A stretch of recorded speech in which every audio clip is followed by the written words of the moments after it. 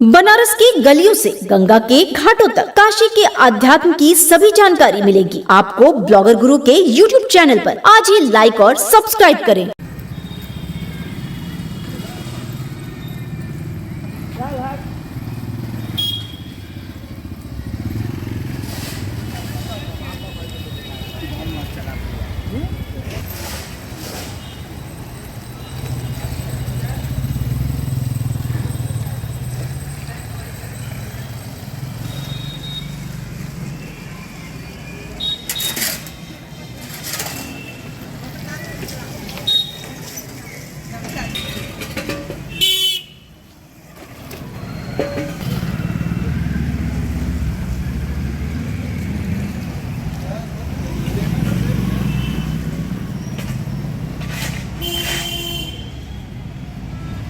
ये बहला घर घर में आदमी बीमार हुआ।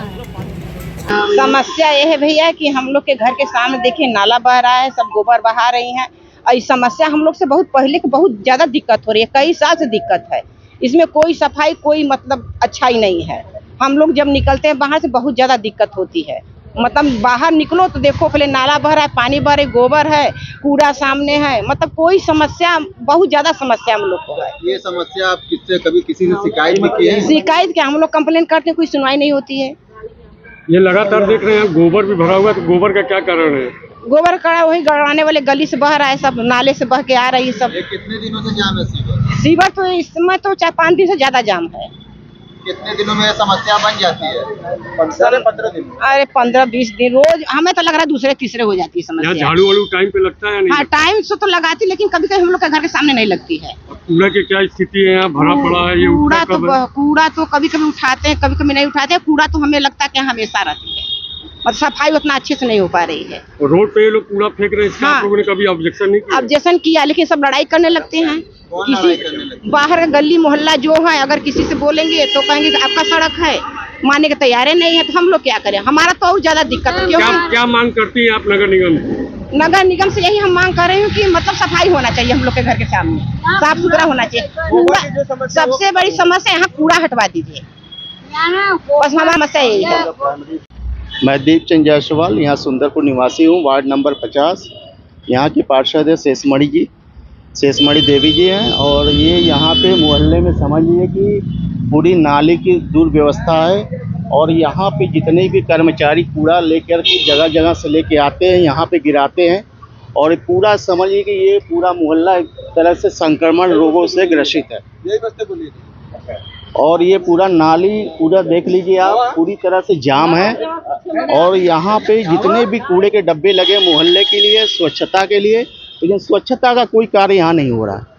ये जो डेंगू मलेरिया, इसके बचाव के लिए नगर निगम कुछ करती है या तो नहीं? नहीं, यहाँ नहीं करती। अब जैसे कि अब सरकार की तरफ से है कि मलेरिया के लिए वो फॉग मशीन से जो है कि मच्छरों को भगाने का आता है, इस तरह का कोई भी नहीं होता। ना नाली में दवाओं का छिड़काव होता है। आप देख लीजिए चारों तरफ घूम करके क्या स्थिति है इस मोहल्ले की। देख रहे हैं पूरा भरा पड़ा हुआ है, ये कब उठता है कि नहीं? ये तो इन लोग के मन के ऊपर है, उठाया नहीं पड़ा है। मोहल्ले के चारों तरफ के कूड़ा, यहाँ तक कि आसपास के हॉस्पिटलों की जो गंदगी निकलती है वो भी ला करके यहाँ पे गिराया जाता है।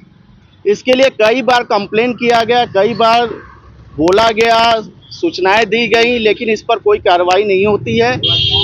और इस तरीके से देख लीजिए आप चारों तरफ घूम करके बहुत सारी दिक्कतें हैं। ये नाले की समस्या कब से बनी हुई? नाली की समस्या तो काफी समय से चल रही है। गोबर दिख रहा है, क्या कर रहा है? गोबर आगे मोहल्ले में कुछ लोग पशुपालन किए हुए हैं, उनका आता है। अब उस सूचना आप लोग नगर निगम को दिए कि गाय भैंस पालने में? ये सारा चीज सूचनाएं उनको है, सारी चीजें बताई गई हैं, लिखित भी दी गई है, व्हाट्सएप के थ्रू भी दिया गया है। यहाँ के मोहल्ले के निवासी जितने भी हैं सब कुछ समय समय पे सूचनाएं दी गई हैं। झाड़ू कूड़ा वाला समय समय पे आता है या नहीं आता है? झाड़ू वाले आते हैं, उनके मन के ऊपर है। जैसा यहाँ के कर्मचारी, जैसा उनको सुपरवाइजर अपना करता है वैसे आते हैं। क्या नाम है सुपरवाइजर का? मनीष।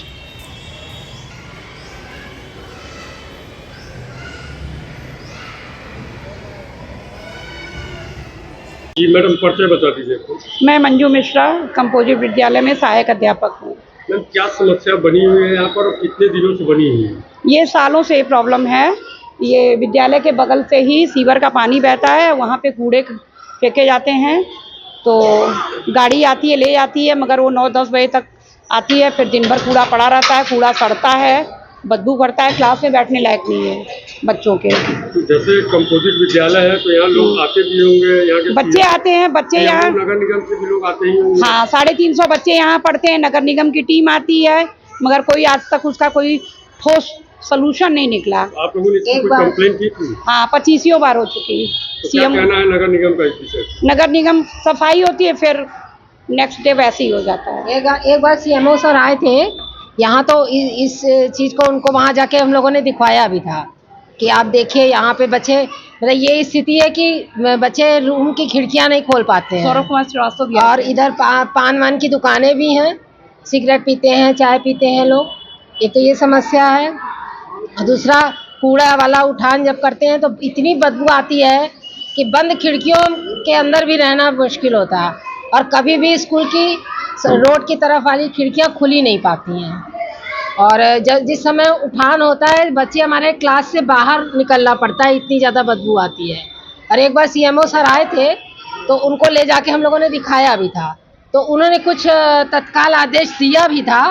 तो कुछ दिन तो मतलब कि 2-4 दिन वो साफ सफाई हो गई, उनके कहने पर सब थोड़ा सा अच्छे से चूना ऊना डाला गया, लेकिन अब फिर वैसे ही यथावत स्थिति हो गई है।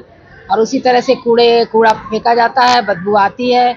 बच्चों की समस्या मतलब यस की तस है। क्या मांग करती है मैम? मांग यही है कि विद्यालय के आसपास जो स्वच्छता रहनी चाहिए, विद्यालय के अंदर की तो स्वच्छता हम लोग कर लेंगे, लेकिन विद्यालय के बाहर की स्वच्छता के लिए तो शासन को या विभागीय जो भी लोग हैं उनको कुछ जागरूक होना पड़ेगा। गंदगी की वजह से डेंगू मलेरिया हाँ यही है, हम लोग बच्चों को तो सिखाते हैं कि डेंगू से बचने के लिए आप गंदगी और कूड़े से मतलब दूर रहिए, उसको साफ सफाई रखिए, लेकिन बच्चे उसके संपर्क में तो आते ही हैं। वही रास्ता है बच्चों के आने का, जो बस्ती है, जिस बस्ती से बच्चे आते हैं हमारे यहाँ, रास्ता वही है, बच्चे उसको क्रॉस करके ही आते हैं।